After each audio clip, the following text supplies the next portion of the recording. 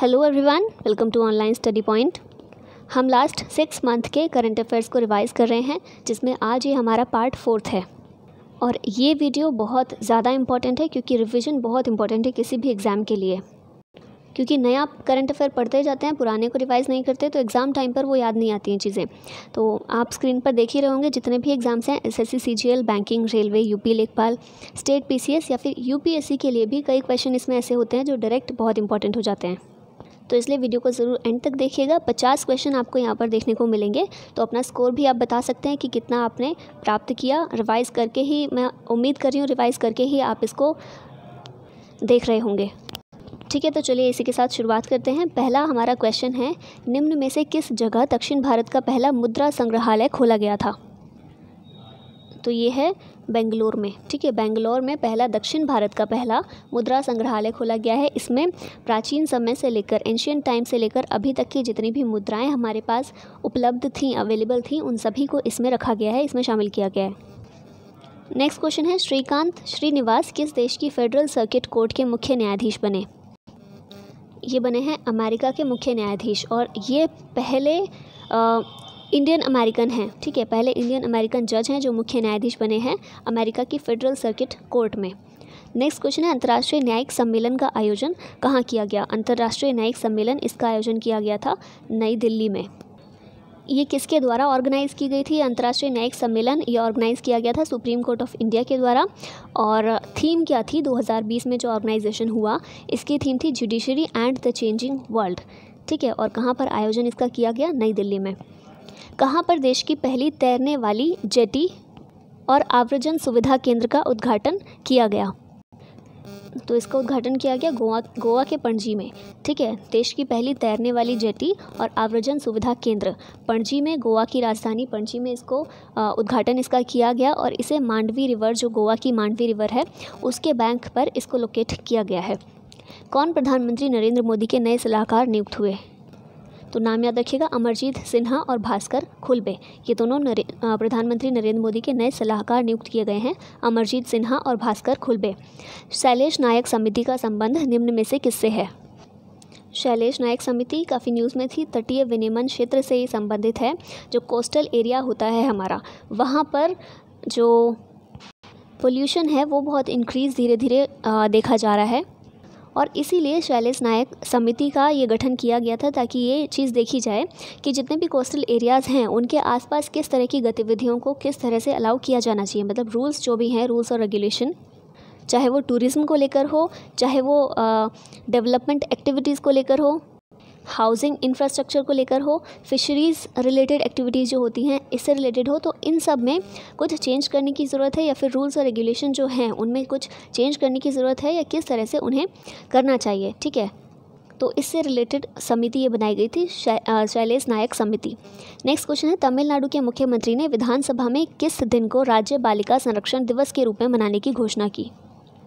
तो ये डेट है 24 फरवरी। 24 फरवरी को तमिलनाडु के मुख्यमंत्री ने राज्य बालिका संरक्षण दिवस के रूप में मनाने की घोषणा की, राज्य बालिका संरक्षण दिवस। और 24 फरवरी को होता क्या है, तो जो फॉर्मर चीफ मिनिस्टर हैं तमिलनाडु की, जयललिता, उनका बर्थडे है ये 24 फरवरी, उनकी बर्थ डेट है, बर्थ एनिवर्सरी है।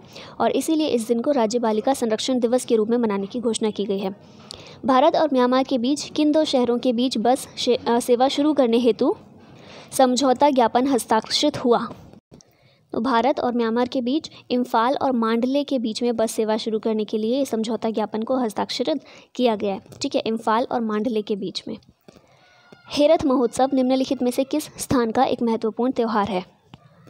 तो ये है जम्मू कश्मीर का एक महत्वपूर्ण त्यौहार। और जितने भी ये इम्पॉर्टेंट त्यौहार होते हैं ना, जो ट्राइबल रिलेटेड होते हैं, ये बहुत इंपॉर्टेंट होते हैं। और कुछ अलग अलग स्टेट्स में जो उनका स्टेट का कोई स्पेसिफिक त्यौहार होता है, उनकी एक लिस्ट बना लीजिएगा, ताकि जब भी टाइम आए एग्ज़ाम का तो आप उसको क्विकली रिवाइज़ कर सकें। क्योंकि एक आधा क्वेश्चन तो इस फील्ड से आ ही जाता है, तो इसको अच्छे से कर लीजिएगा। हेरथ महोत्सव ये जम्मू और कश्मीर का है। वन्य जीवों की प्रवासी प्रजातियों के संरक्षण पर 13वां कॉन्फ्रेंस ऑफ पार्टीज़ यानी कि COP13 ये कहाँ आयोजित हुआ? तो इसे आयोजित किया गया था गुजरात के गांधीनगर में। ठीक है, तो इसका राइट आंसर होगा सी। अब बात कर लें, ये जो COP13 हुई है वन्य जीवों की प्रवासी प्रजातियों के संरक्षण पर, यानी कि conference of parties corp of the convention on the conservation of migratory species of wild animals. ठीक है, तो इसको CMS भी बोलते हैं, CMS COP 13। ठीक है, और थीम क्या थी, ये बहुत इंपॉर्टेंट रहता है, अक्सर पूछ लिया जाता है। थीम इसकी थी migratory species connect the planet and we welcome them home. तो ये इसकी थीम थी, याद रखिएगा। एक और चीज़ इसमें इम्पॉर्टेंट थी, याद रखने लायक है, इसका मस्कट क्या था। तो इसका मस्कट था गिबी द ग्रेट इंडियन बस्टर्ड, मतलब शॉर्ट में इसको गिबी बोला जाता है, द ग्रेट इंडियन बस्टर्ड। ठीक है, और ग्रेट इंडियन बस्टर्ड के बारे में अगर हम और डीप जाएं, देखें कुछ इंपॉर्टेंट चीज़ें इसके बारे में, तो IUCN जो होता है इसकी जो लिस्ट होती है, रेड लिस्ट होती है, इसमें इसको इंडेंजर्ड स्पीशीज़ का दर्जा दिया गया है। तो ये भी आप याद रख सकते हैं। नेक्स्ट क्वेश्चन है, काम्या कार्तिकेयन निम्न में से किस चोटी पर चढ़ने वाली दुनिया की सबसे कम उम्र की लड़की बन गई हैं। काम्या कार्तिकेयन न्यूज़ में था काफ़ी, ये माउंट एकांकागुआ पर चढ़ने वाली, इसकी चोटी पर चढ़ने वाली दुनिया की सबसे कम उम्र की लड़की बन गई हैं। ये इसके बारे में अगर बात कर ले माउंट एकांकागुआ की, तो ये जो एंडीज़ माउंटेन रेंज है इसकी एक चोटी है ये। ठीक है, और मेनली ये कहाँ पर पड़ता है माउंट एकांकागुआ, तो ये अर्जेंटीना में मेनली देखने को मिलता है, तो ये भी याद रख सकते हैं। नेक्स्ट क्वेश्चन है, केंद्र सरकार ने किसे देश का नया मुख्य सतर्कता आयुक्त नियुक्त किया। ये हैं संजय कोठारी। ठीक है, देश का नया मुख्य सतर्कता आयुक्त ये हैं संजय कोठारी। सतर्कता आयोग के बारे में, विजिलेंस कमीशन के बारे में हमने पॉलिटी में पढ़ा था ना, तो आप लोगों के लिए क्वेश्चन है, बताइएगा ये जो विजिलेंस कमीशन है, सतर्कता आयोग है, क्या ये कॉन्स्टिट्यूशनल बॉडी है या फिर नॉन कॉन्स्टिट्यूशनल बॉडी है। ईज़ 3.0 एजेंडा निम्न में से किस से संबंधित है। तो ये बैंकिंग सुधारों से संबंधित है।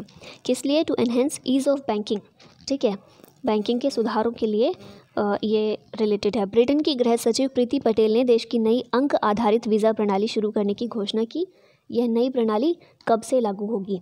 तो ये नई प्रणाली को लागू किया जाएगा 1 जनवरी 2021 से। कौन सा भारतीय football club AFC champions league के ग्रुप चरण के लिए अर्हता प्राप्त करने वाला पहला भारतीय फुटबॉल क्लब बना है। तो ये है FC गोवा। FC यानी कि फुटबॉल क्लब गोवा का। केंद्रीय मंत्रिमंडल ने कितने वर्ष की अवधि के लिए 22वें भारतीय विधि आयोग के गठन को मंजूरी दे दी है। तो विधि आयोग ये 3 वर्ष के लिए गठित किया जाएगा, 22वां विधि आयोग। ठीक है, लॉ कमीशन ऑफ इंडिया। और इसकी बात करें तो एक चेयरपर्सन होते हैं, इनके अलावा इसमें 4 फुल टाइम मेंबर्स भी होते हैं। और मेनली ये काम करता है लीगल रिफॉर्म्स के लिए। कौन सी मिनिस्ट्री के अंदर आता है, ministry of law and justice के अंतर्गत ये आता है। चेन्नई में संपन्न NTT ASTC triathlon Asia cup 2020 के पुरुष वर्ग का खिताब किसने जीत लिया। तो ये जो पुरुष वर्ग का खिताब था ओगजेन स्टोजानोविच। ठीक है, इन्होंने ये खिताब जीता है।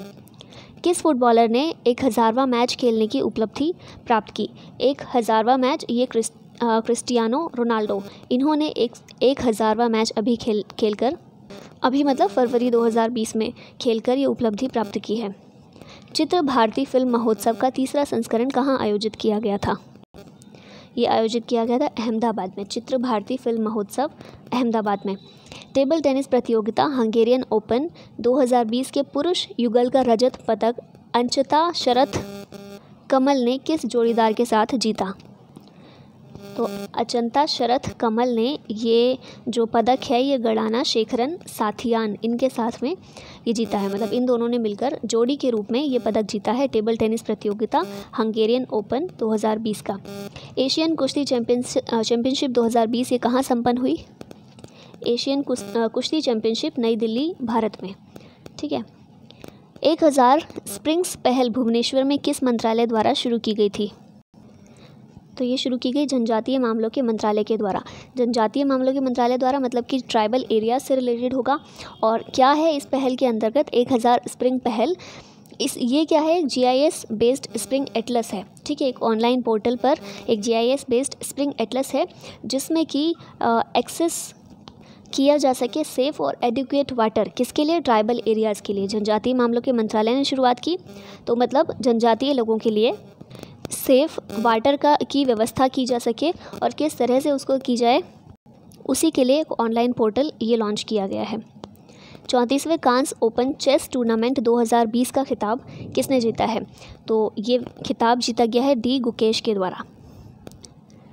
भारत के किस क्रिकेट स्टेडियम को gold green building rating award से सम्मानित किया गया? तो ये है अहमदाबाद का मोटेरा स्टेडियम। इसको gold green building rating award से सम्मानित किया गया है। और इसके साथ ही ये भी ध्यान रखिएगा कि ये भारत का पहला ग्रीन रेटेड क्रिकेट स्टेडियम है। और मोटेरा स्टेडियम की बात करें तो इसका एक और नाम भी है। इसका दूसरा नाम क्या है? सरदार पटेल क्रिकेट स्टेडियम, अहमदाबाद का है ये। हाल ही में ब्लेचर रिपोर्ट द्वारा जारी आंकड़ों के अनुसार एक ट्वीट से विश्व में सबसे ज़्यादा कमाई करने वाला खिलाड़ी कौन है? तो ये हैं क्रिस्टियानो रोनाल्डो, जिन्होंने 1000वां मैच खेला है। उन्होंने ही एक ट्वीट से विश्व में सबसे ज़्यादा कमाई की है और इसी के साथ ही ऐसे पहले खिलाड़ी हैं। केंद्रीय मंत्रिमंडल ने किसकी अध्यक्षता में एक अधिकार प्राप्त प्रौद्योगिकी समूह के गठन को मंजूरी दी? तो इसकी अध्यक्षता की गई है प्रमुख वैज्ञानिक सलाहकार के द्वारा। भारत सरकार के जो प्रमुख वैज्ञानिक सलाहकार हैं उनके द्वारा ये अध्यक्षता की गई है प्रौद्योगिकी समूह की। और कौन है ये प्रमुख वैज्ञानिक सलाहकार? तो नाम याद रखिएगा, प्रोफेसर के विजय राघवन। ठीक है, के विजय राघवन। हाल ही में धनुषकोडी में प्रकाश स्तंभ के निर्माण हेतु आधारशिला रखी गई। तो पूछा गया धनुषकोडी कहाँ स्थित है? ये स्थान कहाँ पर है धनुषकोडी? तो धनुषकोडी ये तमिलनाडु में है। ठीक है, तमिलनाडु का एक टाउन है। रामेश्वरम आपने सुना होगा, काफ़ी इम्पॉर्टेंट जगह है। तो रामेश्वरम के काफ़ी पास ही पड़ता है धनुषकोडी और यहीं पर प्रकाश स्तंभ के निर्माण के लिए आधारशिला रखी गई है। कहाँ पर स्थित है? तमिलनाडु में। मोंगला बंदरगाह की क्षमता बढ़ाने से संबंधित प्रस्ताव को मंजूरी प्रदान की गई। यह बंदरगाह किस देश में स्थित है? ये बंदरगाह स्थित है बांग्लादेश में। ठीक है, और बांग्लादेश का ये सेकंड बिजिएस्ट सी पोर्ट है मोंगला। उच्चतम न्यायालय ने हाल ही में सेना में महिलाओं को स्थायी कमीशन देने के पक्ष में निर्णय दिया। इस निर्णय से क्या प्रभाव पड़ेगा? तो इस निर्णय से सशस्त्र बलों में लिंग भेदभाव की समाप्ति होगी। इस निर्णय से सभी नागरिकों को अवसरों की समानता मिलने को बढ़ावा दिया जाएगा और देश में विकासवादी प्रक्रिया को बढ़ावा मिलेगा। तो ये तीनों ही स्टेटमेंट बिल्कुल ठीक हैं। ये जो निर्णय लिया गया है कि स्थायी कमीशन में महिलाओं को भी स्थान दिया जाएगा, स्थायी कमीशन के पक्ष में निर्णय जो दिया है सुप्रीम कोर्ट ने, उससे ये सभी चीज़ें प्राप्त होंगी। ई गवर्नेंस 2020 पर राष्ट्रीय सम्मेलन किस शहर में आयोजित हुआ? ई गवर्नेंस 2020 पर राष्ट्रीय सम्मेलन ये आयोजित हुआ मुंबई में। सेन की नदी अपने सिकुड़ते आकार के कारण चर्चा में रही। यह निम्न में से किस शहर से होकर बहती है? तो ये सेन की नदी ये कहाँ पर है? अरुणाचल प्रदेश के ईटानगर में। दिल्ली पुलिस ने किस कैब प्रदाता के साथ मिलकर कैब में यात्रा करने वालों की सुरक्षा सुनिश्चित करने हेतु नई दिल्ली स्थित इंदिरा गांधी अंतर्राष्ट्रीय हवाई अड्डे पर हिम्मत प्लस ऐप लॉन्च किया? हिम्मत प्लस ऐप दिल्ली पुलिस के द्वारा किस कैब प्रदाता के साथ मिलकर ये ऐप लॉन्च किया गया है? तो ये उबर के साथ। ठीक है, उबेर लिखा हुआ है, उबेर भी इसको पढ़ सकते हैं आप। उबर के साथ मिलकर हिम्मत प्लस ऐप दिल्ली पुलिस के द्वारा ये लॉन्च किया गया है। भारतीय पर्यटकों को भूटान जाने के लिए प्रतिदिन के हिसाब से कितना शुल्क देना होगा? तो भूटान ने जो शुल्क भूटान पहले नहीं लेता था भारतीयों से, अभी भूटान ने शुल्क को बढ़ा दिया है, शुल्क को लगा दिया है भारतीय पर्यटकों पर और 1200 रुपये कुल अब देने पड़ेंगे। ठीक है, भूटान जाने के लिए प्रतिदिन के हिसाब से। तो अभी भूटान ने एक्सपेंसिव कर दिया है टूरिस्ट के लिए ये, और सिर्फ भूटान ही नहीं बल्कि भूटान ने सिर्फ इंडिया के लिए नहीं बल्कि बांग्लादेश और मालदीव्स के जो भी टूरिस्ट जाते हैं भूटान में उनके लिए भी ये शुल्क बढ़ा दिया है। ठीक है, किस ट्रेन में एक सीट एक देवता के लिए आरक्षित है? ये भी बहुत इंपॉर्टेंट था और बहुत ज़्यादा न्यूज़ में भी था। काशी महाकाल एक्सप्रेस, ये जो नई एक्सप्रेस ट्रेन चलाई गई है इसमें एक सीट एक देवता के लिए भी आरक्षित की गई है। और अगर पूछा जाए किस देवता के लिए आरक्षित की गई है तो भगवान शिव के लिए। काशी महाकाल एक्सप्रेस नाम ही है इसका, तो भगवान शिव के लिए ये समर्पित की गई है, एक सीट उनके लिए खाली छोड़ी गई है। मोज़ेक मिशन निम्न में से किससे संबंधित है? मोज़ेक मिशन ये आर्कटिक क्षेत्र की जलवायु का पता लगाने के लिए, स्टडी करने के लिए, अध्ययन के लिए ये मिशन शुरुआत की गई है इस मिशन की, तो ये संबंधित है आर्कटिक जलवायु से। केंद्र सरकार ने रक्षा अध्ययन और विश्लेषण संस्थान का नाम परिवर्तित कर किसके नाम पर रखे जाने का निर्णय किया है? रक्षा अध्ययन और विश्लेषण संस्थान, इसका नाम परिवर्तित करके मनोहर पर्रिकर के नाम पर रखे जाने की घोषणा अभी कुछ समय पहले की गई थी। ICICI बैंक की iBox एक सेल्फ सर्विस डिलीवरी सुविधा है। यह सुविधा उपलब्ध होगी कितने समय के लिए उपलब्ध होगी? तो हफ्ते के 7 दिन और 24 घंटे 24/7 ये सुविधा उपलब्ध रहने वाली है। iBox ICICI बैंक के द्वारा। भारतीय राष्ट्रीय महासागर सूचना सेवा केंद्र किस स्थान पर स्थित है? INCOIS फुल फॉर्म क्या है? Indian national centre for ocean information service. भारतीय राष्ट्रीय महासागर सूचना सेवा केंद्र ये स्थित है हैदराबाद में। ठीक है, ये एक ऑटोनोमस बॉडी है। इसकी स्थापना कब की गई थी? 1999 में। और अर्थ साइंसेज की जो मिनिस्ट्री है, मिनिस्ट्री ऑफ अर्थ साइंसेज, उसके अंतर्गत ये आता है। हैदराबाद में इसका मुख्यालय है, इसका हेडक्वार्टर है। तो किस स्थान पर स्थित है? हैदराबाद में। हाल ही में स्विट्ज़रलैंड के टक्साल में विश्व का सबसे छोटा सोने का सिक्का बनाया गया है, जिसे देखने के लिए मैग्नीफाइंग ग्लास की ज़रूरत पड़ती है। इस सिक्के पर किसकी तस्वीर अंकित है? तो कई सारे क्वेश्चन आपके यहाँ कवर हो जाते हैं कि कहाँ पर ये सिक्का, विश्व का सबसे छोटा सिक्का ये कहाँ बनाया गया? स्विट्ज़रलैंड के टक्साल में। ठीक है, और इसे देखने के लिए किसकी ज़रूरत पड़ती है? मैग्नीफाइंग ग्लास की। किसकी तस्वीर इस पर अंकित है? एल्बर्ट आइंस्टीन की। तो याद रखिएगा। The Times Higher Education emerging economies universities ranking में भारतीय विज्ञान संस्थान IISc को उभरती हुई अर्थव्यवस्थाओं के शीर्ष 100 विश्वविद्यालयों की सूची में कौन सा स्थान प्राप्त हुआ है? तो इन 100 विश्वविद्यालयों की सूची में भारत को 16वां स्थान प्राप्त हुआ है, भारत के IISc को। जूनियर पुरुष हॉकी वर्ल्ड कप 2021 का आयोजन किस देश में किया जाएगा? तो इसका आयोजन किया जाएगा भारत में। पुस्तक infinity variety of army life ये किसने लिखी है? इसकी राइटर हैं वरुणा वर्मा। ठीक है, तो आंसर होगा C, infinity variety of army life, Varuna Verma. हाल ही में राष्ट्रीय MSME पुरस्कार समारोह किस जगह आयोजित किया गया था? राष्ट्रीय MSME पुरस्कार ये आयोजित किया गया था दिल्ली में। केंद्रीय खाद्य प्रसंस्करण उद्योग मंत्री ने 2020 इंडिया पवेलियन का उद्घाटन गल्फ फूड 2020 में किस देश में किया था? तो इसका उद्घाटन किया गया था दुबई में। निम्न में से कौन भारत का सर्वाधिक शोरयुक्त शहर है? भारत का सर्वाधिक शोरयुक्त शहर यह है चेन्नई। ठीक है, चेन्नई भारत का सर्वाधिक शोरयुक्त शहर। मुझे पहले लगा था दिल्ली हो सकता है, but thankfully it was not. तो सबसे शोरयुक्त शहर भारत में यह है चेन्नई। 11 वायरस को किस देश में खोजा गया था? ये 11 वायरस जो खोजा गया था ब्राज़ील में खोजा गया था। और ये जो वायरस है ये अमीबा को इफ़ेक्ट करता है। ठीक है, अमीबा को ये इफ़ेक्ट करता है, मनुष्यों पर इसका कोई प्रभाव नहीं पड़ता है। DNA वायरस भी इसको एक तरह से बोला गया था। 11 वायरस कहाँ पर पाया गया था? ब्राज़ील में। नेक्स्ट क्वेश्चन है, पंकज आडवाणी को हराने के बाद आदित्य मेहता ने राष्ट्रीय स्नूकर चैंपियनशिप जीती। राष्ट्रीय स्नूकर चैंपियनशिप किस शहर में आयोजित की गई? तो फिर से एक ही क्वेश्चन से कई सारे आपके चीज़ें कवर हो रही हैं। पंकज आडवाणी को हराकर आदित्य मेहता ये राष्ट्रीय स्नूकर चैंपियनशिप के विजेता रहे। और ये चैंपियनशिप कहाँ हुई थी? पुणे में हुई थी। पद्मश्री से सम्मानित गिरिराज किशोर का हाल ही में निधन हो गया है। वह किस क्षेत्र से जुड़े हुए थे? तो ये जुड़े हुए थे उपन्यासकार। ठीक है, ये एक उपन्यासकार थे गिरिराज किशोर। किस शहर में अपशिष्ट से कला संग्रहालय खोला गया है? तो ये खोला गया है गंजम में। गंजम कहाँ है? उड़ीसा का एक ये टाउन है गंजम। ठीक है, तो यहीं पर ये खोला गया अपशिष्ट से कला संग्रहालय। और लास्ट क्वेश्चन है आज का, श्रीलंका के वर्तमान प्रधानमंत्री का नाम बताइए। आई थिंक ये इसका आंसर तो आप लोगों को ही बताना चाहिए। श्रीलंका के वर्तमान प्रधानमंत्री कौन है? गोतबाया राजपक्षे, महिंदा राजपक्षे, गोविंद राजपक्षे या फिर महेंद्र राजपक्षे। इन चारों में से अपना आंसर बताइएगा। और इसी के साथ हमारा आज का सेशन समाप्त होता है। अपना स्कोर भी ज़रूर बताइएगा। और स्कोर क्योंकि अब 49 से हो जाएगा, ये क्वेश्चन अलग से बताइएगा। 49 में से आपने कितने ठीक किए वो बताइएगा। ऑलराइट, तो इसी के साथ अब मिलेंगे नेक्स्ट वीडियो में। Thank you very much for watching this.